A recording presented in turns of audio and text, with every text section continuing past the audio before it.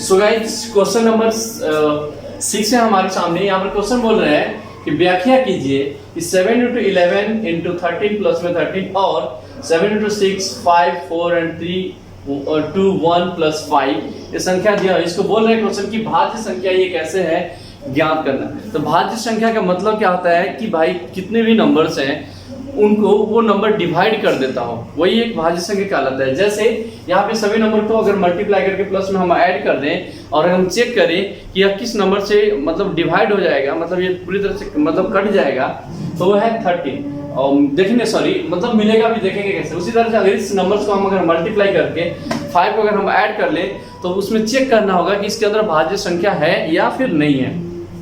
तो कहने का मतलब टोटल ये है कि इन दोनों को हमें ये चेक करना होगा कि यह संख्या जो है भाज्य संख्या है या फिर नहीं है। चलिए देखते हैं। यहाँ पर पहली संख्या जो हमें दे रखा है, यहाँ पर दे रखा है 7 × 11 × 13 और उसके प्लस में 13। अब एक बात बताओ आप, यहाँ पर अगर हम इसमें से कुछ कॉमन निकालना चाहें तो निकाल सकते हैं कि नहीं निकाल सकते हैं।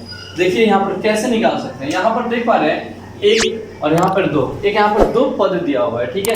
इसमें 7 × 11 × 13 प्लस में 13 दिया हुआ है। तो अगर हम इसको करना चाहें तो हम लिख सकते हैं कि 13 को अगर हम कॉमन लेकर के लिखना चाहें तो 7 × 11 और ये तो कॉमन ले लिया तो यहाँ पर 1 हो गया, फिर प्लस में 1 हो गया, ठीक है। तो यहाँ पर देख रहे हैं कि ये जो पूरी की पूरी है ये 13 से डिवाइड हो पा रहा है, ठीक है।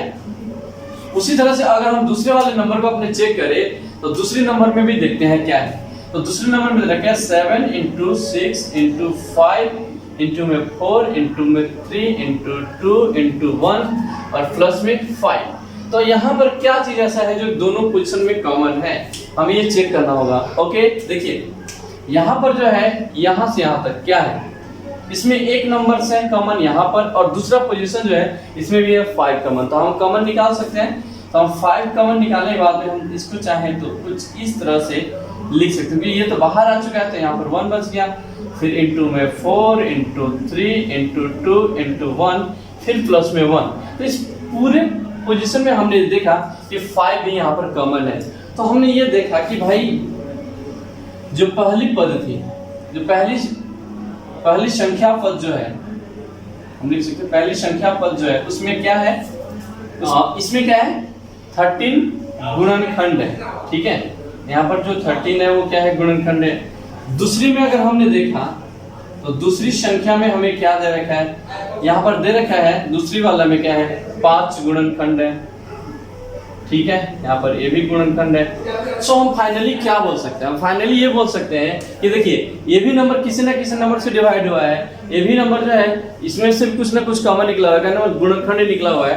तो हम क्या बोल सकते हैं फाइनली, अतः जो दोनों संख्या है, जो दोनों संख्या जो दे रखा है वो क्या है भाज्य है।